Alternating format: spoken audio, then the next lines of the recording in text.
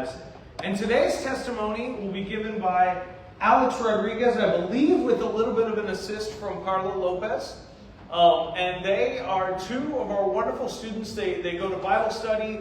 Carla's been with us through, first through Project Transformation, and then she connected with UTRGV Campus Ministry. And then Alex is, he's comes from different traditions, and he actually is, and I don't mean to embarrass him, but he's Roman Catholic, and yet he has found blessing and joy and insight in the University of Texas RGV Campus Ministry for United Methodist Church. And he has also, this is a place where he often worships and goes to Bible study. And so we're just so glad that we're glad every time they're here. And they're here often, they're here fairly regularly, and we are especially glad that they are here today to offer this testimony. And as they come forward, y'all can, it's your time now. Yeah, come forward. As they come forward, know that for the communion rail offering this month, half will go to UTRGV Campus Ministry. The other half will go to Lydia Patterson Institute, a United Methodist school in El Paso. But half of what you give at the communion rail will go to UTRGV Campus Ministry. And so Alex, take it away. Oh, Pastor, thank you for embarrassing me. I am a Roman Catholic. Yeah, so I found a little prayer right outside by Pope Francis, actually. I was like, okay, that's interesting why it's here. It says, the Pope said, you pray for the hungry, then you feed them.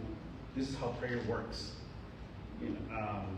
Little background on me. My name is Alex. I show up here once in a while. Carla dragged me here one day. Now I'm here almost every single week or every other week. I'm a math major. It's something that I've always wanted to do since I was a little kid. I wanted to be a scientist, didn't get the chance, and now, thanks be to God and my very loving family that I love a lot, and friends, I can pursue that goal. Now, I wrote this last night, so I didn't proofread it, and I'm not going to talk like some kind of Roman orator out of the top of my head, so if you hear any grammatical mistakes, please don't tell my professors. Go ahead. You're a math major, they don't need you to All right. I was asked to give a small testimony about the work being done at the campus ministry in Edinburgh and a personal one about my own faith. I asked someone else to do this, but I was okay with taking that person's place. Please excuse me if I sound too academic and avoid eye contact. I was not expecting myself to do this. To keep this as concise as possible, I wrote down what to say instead of trying to speak like some kind of Roman orator. The students who attend university seek a degree which will lead to a career. That's the pragmatic reason. Along the way, however, they seek to learn more about themselves and their place in society. With the guidance of the pastor on staff, Pastor Todd Jones, the conversations that happen over a cup of coffee or tea shape the way they see their faith with respect to their daily lives. Regular events such as Bible studies, community meals, and at times service projects offer a chance to both engage a student's capacity for reason and practice the virtues taught in our Christian faith. I think they will allow me to speak on their behalf that those who found a community at a church like St. Mark's through the campus ministry see themselves as blessed. Wow, these are all positive things. It should be noted that failure is also something that acts as a teacher to the students who go to these events. For example, sometime earlier this year, we had a weekly event where we would attempt, the key word is attempt to make food from other parts of the world. We would burn the food and learn that maybe we should attend Pastor Michelle's cooking classes. Those failures brought laughter, like it did right now, to the kitchen, which would lead to wonderful conversations about topics ranging from what does it mean to walk as the disciple of Christ, all the way to it'd be cool if Pastor Joe would let us do X, Y, and Z at St. Mark's. In my experience with the Methodist community, a very loving community, which I consider myself to be a part of, even though I'm not a formal member of the church, I have seen the warmth and charity inspired by the person of Jesus Christ. Without getting too political, it seems to me that Christianity can be seen as an aggressive religion, where, for example, people fight and are divided over if the Holy Spirit proceeds from only the Father or the Father and the Son, which strangely enough is a topic of conversation at the campus ministry lately among theology nerds. But rest assured, it's discussed in charity. While some individuals may resort to violent words, this community, St. Mark's, seeks to be understanding and forgiving without compromising on the core beliefs which gives it the name Christian. At times, I have heard Pastor Joe pray for persecuted Christians during Sunday worship services. I cannot begin to imagine what it would be like to live in a place where a Christian will be kept from being able to worship God. Seeing people use the prayer room at the campus ministry makes me say to myself, we are blessed. In the Gospel according to St. John, our Lord says, I give you a new commandment, that you love one another, just as I have loved you. You also should love one another. By this, everyone will know that you are my disciples, if you have love for one another. Of course, this means a true love, rooted in God, who is love. But I'm leaving that philosophical discussion with Pastor Joe to discuss. I'm not going to get into that right now.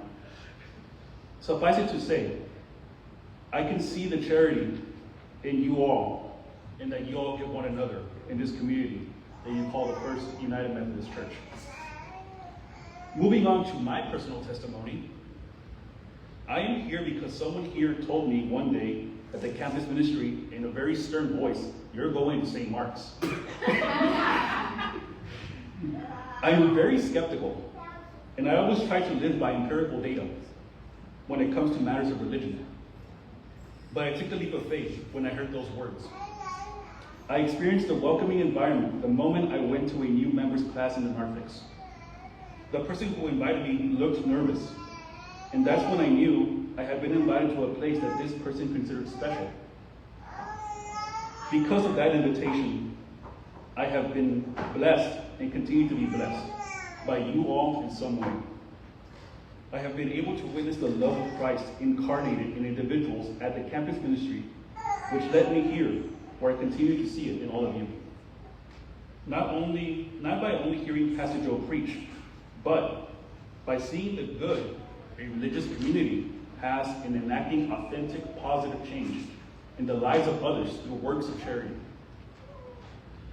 What started with an invitation to this church eventually led to having my focus shift away from the practice of theological inquiry by realizing the importance of working towards social change rooted in the truth of the gospel.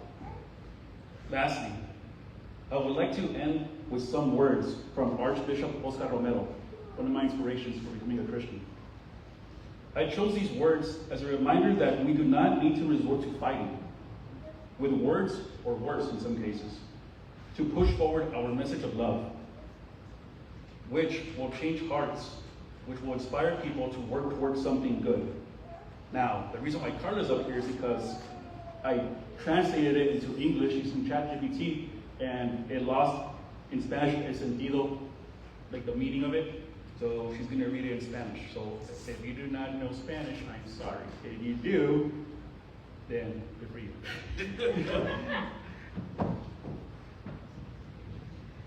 Jamás hemos predicado violencia, solamente la violencia del amor, la que dejó a Cristo clavado en una cruz, la que se hace cada uno para vencer sus egoísmos y para que no haya desigualdades tan crueles entre nosotros. Esa violencia no es la de la espada, la del odio, es la violencia del amor, la de la fraternidad, la que quiere convertir las armas en hoces para el trabajo. We want to hear it in English. Y'all want to hear it in English? Yeah. All right. I can prepare. Sempre preparados en Latin. We have never preached violence, only the violence of love. The one that left Christ nailed to a cross. The one each person must endure to overcome their egotism and to ensure there are no such cruel inequalities among us. That violence is not the violence of the sword or of hatred. It is the violence of love, of fraternity, which seeks to turn weapons into sickles for work. All right, we're done.